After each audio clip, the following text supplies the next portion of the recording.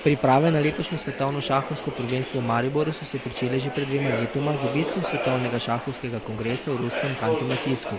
Pričakovanja so tako velika. Se pravi, v Mariboru pričakujemo med 7. in 19. novembrom 1500 tekmovalcev iz približno 120 držav, ki bojo vsi tukaj ostali 12 dni in več. Ker se gre za mlade tekmovalce, bojo jih spremljali starši, trenerji, in se pravi, to številko lahko skoraj da množimo številom 2. To pomeni, da čez 30 tisoč nekje nočitev, 30 do 40 tisoč nočitev bi v Mariboru moralo biti.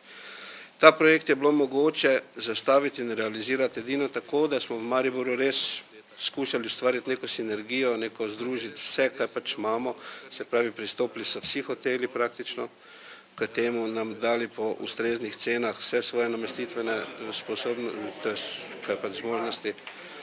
Se pravi, dvorane, igralo se bo v kongresnem centru hotela Habakuk, pa tukaj zraven bomo poleg obstoječega šotora še enega postavili, še malo večjega. Dvorane, hoteli, vse v glavnem se s tem prvenstvom zraven sodeluje.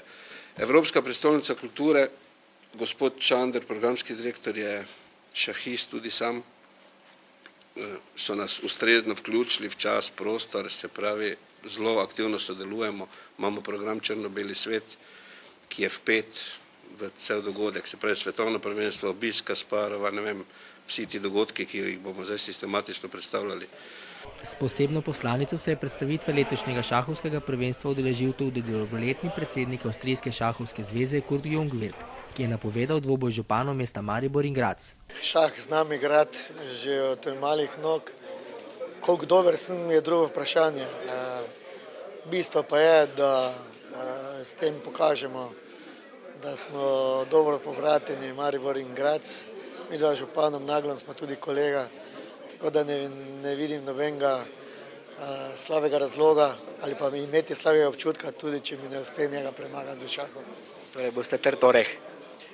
Zmerom sem trd oreh. Ali so levi ali desni na oblasti, zmerom se borim za svojo pravico v tem našem mestu in za svoje ljudi. Letošnje svetovno prvenstvo se bo tako financiralo s pomočjo sponzorjev in kotizacije. Pomoč občine bo tokrat v drugačni obliki. Vesel sem tudi med drugim to, da seveda, tako kot je doktor Zver povedal, da to ne bo na plečih davkoplačevalcev, ampak da bo to dejansko na plečih organizacijskega odbora in vseh tistih, ki bodo to odgovornost nosili, in prav gotovo se tukaj Mestna občina Maribor kot taka tudi vidi. Mestna občina Maribor, če pomaga, ne pomeni, da lahko pomaga samo z finančnimi sredstvi, ki so pač na nek način rezervirani v proračunu, ampak lahko pomaga tudi na vse druge načine, kajti tukaj od logistike in veliko takih zadev, ki tu sovpadajo zraven. Mi si želimo, da predvsem sodelujemo z različnimi pogostitvami in sprejemi. Mislim, da je prav, da župan povabi vrh Svetovne šahovske zveze na sprejem, na kosilo ali na večerjo. V takšnem smislu vidimo naš finančni prispevek. Sodelovanje na svetovnem prvenstvu je svojevrstna priložnost, ki bo zagotovo vplivala na tekmovalčevo nadaljnjo športno pot. Šah kot šport ima tako velik vpliv na razvoj otroka in je lahko tudi aktivni del učnega procesa. Pri nas je vključen šah v šolski sistem, nažalost šele v zadnji triadi. Potrebno bo najti neke tudi sistemske rešitve, da bi ga mogoče lahko že prej vključili, zato ker so največji učinki učenja šaha od 6 do 10 let in učinki tudi na siceršnjo sposobnost, zlasti taktičnega in pa strateškega, holističnega razmišljanja pri mladih.